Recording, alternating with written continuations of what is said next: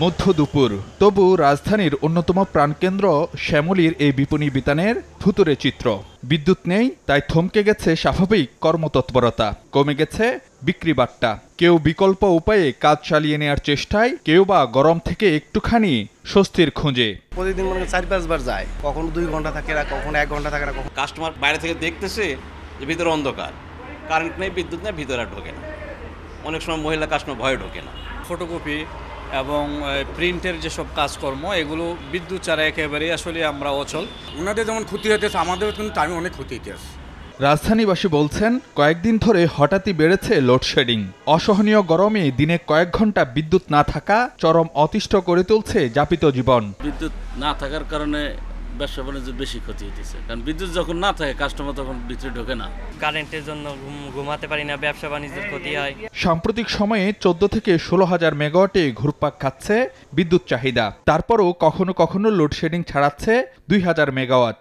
স্বাভাবিকভাবেই প্রশ্ন উঠছে, 27,000 মেগাওয়াট উৎপাদন সক্ষমতা থাকার পরও কেন তীব্র লোডশেডিং?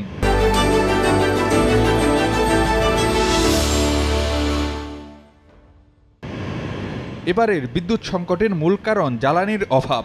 অন্তত 54টি বিদ্যুৎ কেন্দ্র ধুঁকছে গ্যাস ও জ্বালানি তেলের সংকটে। কয়লার অভাবে ঝুঁকিতে মাতার বাড়ি, উৎপাদন কমছে আদানির।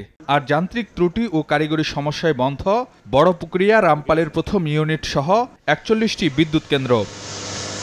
3 মাস ধরে রক্ষণাবেক্ষণে থাকা সামিটের এলএনজি টার্মিনাল তীব্র করেছে বিদ্যুৎ কেন্দ্রে গ্যাসের অভাব। সংকট কমাতে ভাসমান এই টার্মিনালের উৎপাদনে ফেরার অপেক্ষায় বিদ্যুৎ বিভাগ। আমরা ইগারলি ওয়েটিং ফর এফএসআরইউটা আসলেই মনে করেন যে আমাদের প্রবলেম 90% শেষ আর কি। আমরা চেষ্টা করতেছি হয়তো উইদিন 1 উইক এই জিনিসগুলোর অনেকটাই সমাধান হবে আর কি। বিশেষজ্ঞরা মনে করেন, এতদিনের নানা ভুল নীতি আর জ্বালানি সংস্থান না করেই ঢালাও বিদ্যুৎ কেন্দ্র তৈরির মাশুল দিতে হচ্ছে।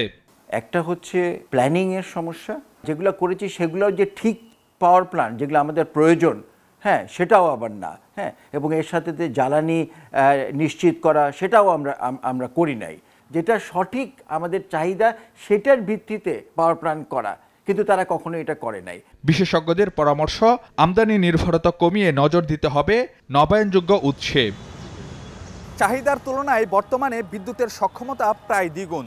তবে এত বিদ্যুৎ কেন্দ্র থাকার পরও কেন সইতে হচ্ছে লোডশেডিং, তা নিয়ে জনমনে নানা প্রশ্ন। একই সঙ্গে গ্রাহকদের চাওয়া, শিগগিরই মুক্তি মিলুক এই পরিস্থিতির থেকে, নিশ্চিত হোক বিদ্যুতের স্বাভাবিক সরবরাহ।